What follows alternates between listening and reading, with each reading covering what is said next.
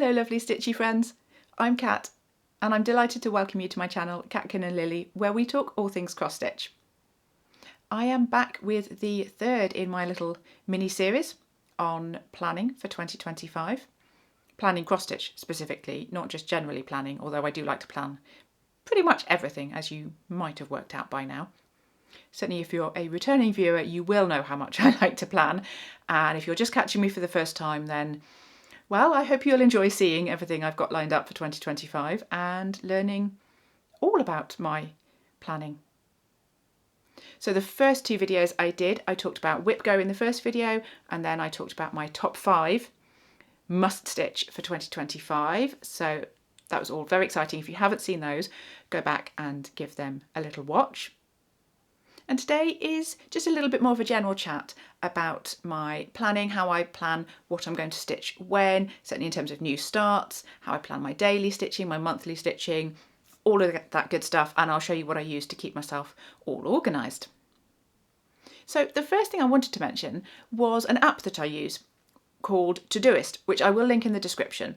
And I use this to kind of keep track of and plan lots and lots of different things, because you can have lots of projects in there. So I think you can have 5 on the free plan. You can have more if you have paid, but within each of those kind of project pages you can have lots of lists of individual sort of topics.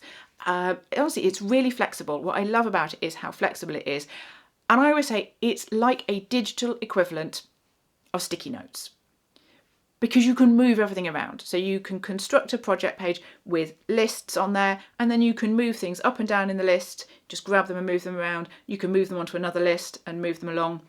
So I just really like how it works, because for a lot of the time, I'm quite a paper planner person, and I love sticky notes and stickers and all that kind of stuff.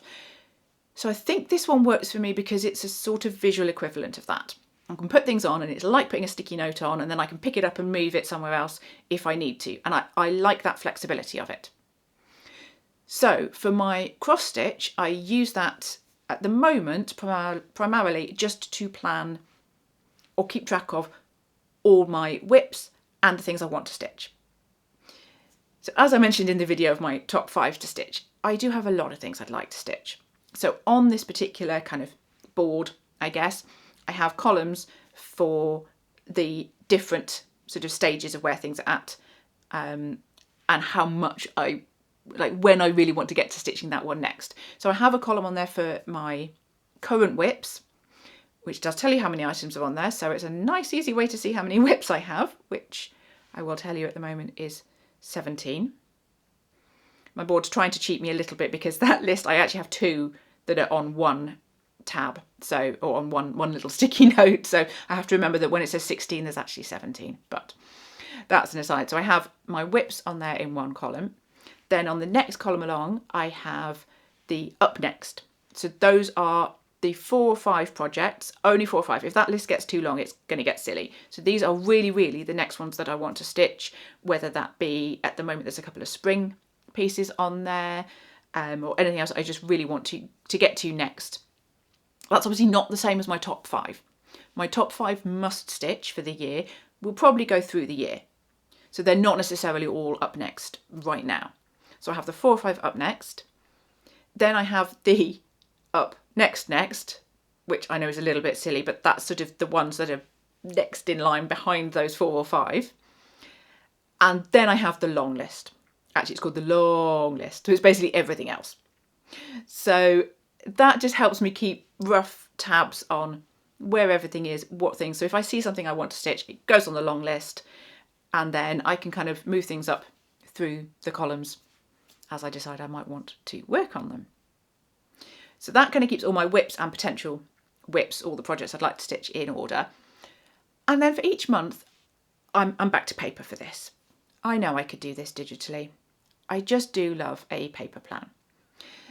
And I have a monthly planner sheet, and I will put a picture up of what that looks like. I have mine here as well for me, so I can show you actually what my my January one looks like. And again, this is a sheet that I have made available to any of my paid Patreon Stitchy friend members. you can just download it. So if you like the look of this, come and join us in Patreon. There's loads of stuff going on, and you can grab this sheet to get planning as well. Now, the reason I like this is it allows me to just make a note of the goals that I have for the month, what projects I would like to work on for the month. So I just write down the ones that I'm actually going to work on in that month, and then roughly block out what I might stitch on what days. I don't set it all in stone. I tend to start off planning some days and pencil in the other things and then kind of work around it and develop it as it goes through the month. But I do like it as just that kind of rough blocking out. It helps me to work out what do I want to focus on, what do I want to accomplish for the month, and just make sure I don't forget anything, to be honest, because I've usually got things that I particularly want to do and to work on, and it just keeps all of that top of mind for me and nicely jotted down. So as I have mine here, which I've started working on. So you can see here, let's bring this, actually I'll put it in front of my face so it doesn't try and focus on me. And you can see I've already written in my Whip Go goals. So yes, following on from my Whip Go video, I have now checked what the actual numbers are that have been called for January. So I've written in my Whip Go goals, and I have actually chosen a target for each of those. I've got space that I can just make notes of anything specific. I'll come back to these bits later. Anything that has just occurred to me for next month, the projects that I'm going to be working on, and then I can start blocking out what I'm going to be doing. You can see I've just penciled some of it in. I pencil in on there, I put in when if there are sales, so stitch alongs happening, when those parts are coming out. I've got a couple of those on there. I've got when I'm busy, so I know that I potentially can't do as much stitching on those days. All that good stuff is on there. Now, I said I would talk about why I like a plan even if I don't follow it, because I realise this might be a little bit strange, and you may have noticed if you have watched any of my videos that I change my mind quite a lot.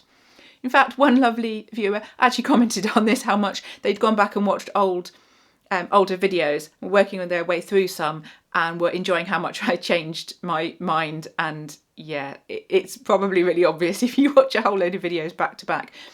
I make plans and then I change them. So you might be thinking, well, is there really any point actually making plans if you're just going to change them? Well, yes, there is. And I actually tested this because in December I didn't really plan very much. And I just said, I'll just stitch what I want when I want.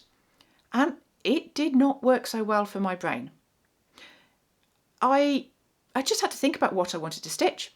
And I realised that having a plan, as long as I hold it lightly and know that I can change it, having a plan is so much easier for my brain. It basically gives me a starting point, so that if I don't really know what I want to stitch on any given day, if I don't have the energy to make the decision on that day, I can look at my plan and stitch what it tells me to stitch. And if I look at that plan and don't really fancy that, but I have something else that's really speaking to me, then I can stitch that instead. So when I talk about the plan and my planning, they're more like guidelines than plans. They're intentions of what I'll do. They are not set in stone. They can be changed, but there is a really good reason that I do it that way, to just give me that structure and framework, and I can adapt that as I go.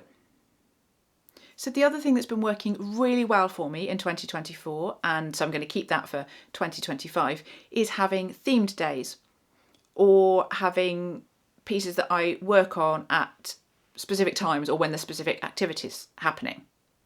And that's another way for me to add in a little bit of structure to my planning. But again, that can be held lightly, can be changed, it can be adapted at each month as I feel is appropriate.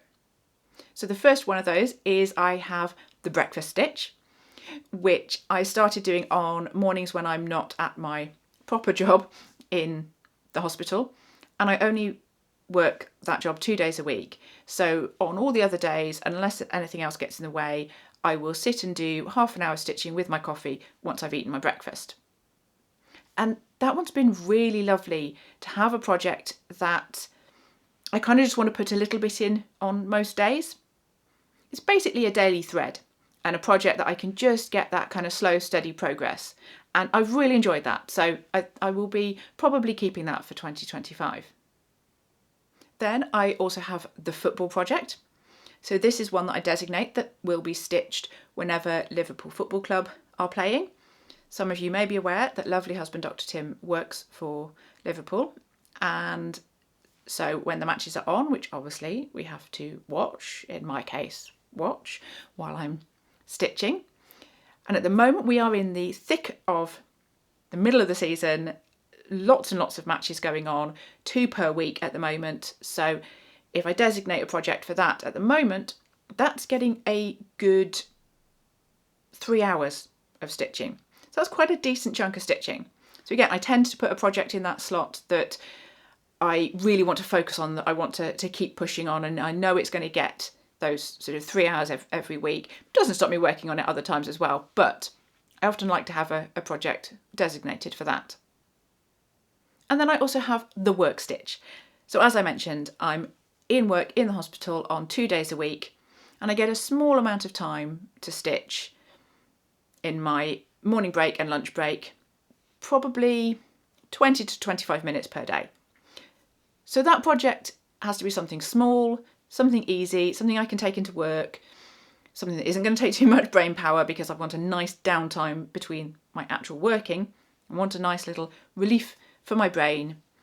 So something small and simple that I can work on, that I don't mind as well, that it's only going to get, maybe 20 minutes a couple of times a week. And, that I can be happy with that.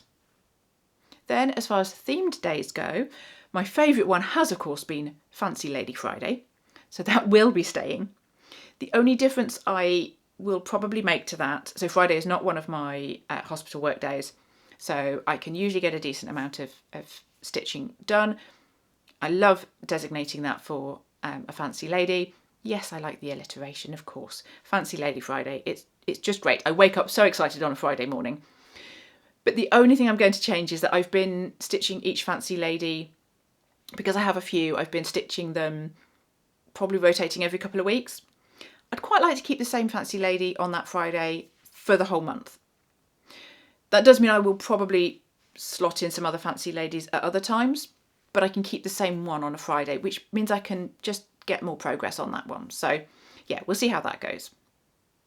The other day I've been enjoying is Sal Sundays. Yes, we're keeping with the alliteration. These themed days, I do like them when they work like that. Sal Sunday is great. And also Sunday is usually a great day for me to get some stitching done. It's usually a good day to get some done. Even if I'm visiting family or they're with us, I will still pull out my stitching and get it done. So Sunday is a really nice day for catching up with any Sals, any stitch-alongs that I'm working on, because I do seem to have acquired a few and I'm not always that good at keeping up with them, even when I have Sal Sundays. So I think I need that day left in there to keep working on Sals. And I did, towards the end of last year, have Merry Mondays, so I was doing Christmas stitching on Mondays, which I will probably put on hold for the moment because I'm probably fairly done with Christmas stitching. There's a few wintry, bordering on Christmas stitching that I'm still doing, but I think mostly the Christmas stitching. I'll bring back Merry Monday at some point during the year, although I did see someone else has mini Mondays. I quite like that, so it could be for a mini project, which would also fit with the fact that Monday is a work day. So I could have my work stitch and keep it into the evening on Monday as well. So maybe. So we'll see on that one. I think I have enough going on there with themed days and slots to work on things. But I think by now you've got the idea that I do quite like having things in certain slots and boxes. And as I say, I still switch it round if I so decide. So now you know all of my plans really for 2025. I'm sure stuff will happen and probably derail it and change it. But I am looking forward to a fabulous Stitchy year, and I wish you all a wonderful Stitchy year, your best Stitchy year yet in 2025. I'd be so excited for you to follow along with my journey, see how well I get on with everything that I've said. So please do subscribe to the channel to keep up with all of my stitchy nonsense. And I also have tutorial videos that come out as well. So I have floss tube videos on alternate weeks, and then interleaved with that will be tip and tutorial videos. So there's always something going on my YouTube channel here, and there's even more stuff going on my Patreon community. If you want even more stitchy goodness, there's more stitchy chats that go on over there. We have live Q&As, giveaways, free patterns, just so much. So would love to see you join over there as well. And as we finish this mini series of 3 videos, we are keeping on a roll, heading straight into a regular floss tube episode tomorrow. So do come back and join me for that one. I will be updating you on all the stitching that I've got done over Christmas, where all my whips have got up to. I've been focusing again on a smaller number of whips, so perhaps won't be too long of a video. There's also a very exciting announcement, not an announcement, a celebration of a special milestone in that video, so definitely don't miss that one. And I'm still not finished, because if I have the energy, I'm planning a whip parade over the weekend. Yes, I know. And you know how many whips I have. Do you know, I can't actually even remember which video I mentioned it in now. But I did say I had 17. So I don't think it will be too long. I will try and do... Shall we aim for the speediest whip parade ever? Okay, yeah, do not hold me to that one. But don't hold me to anything in my planning videos is pretty much the lesson here. There's so much going on and I absolutely love it. I hope you do too. So until next time, happy stitching and bye for now.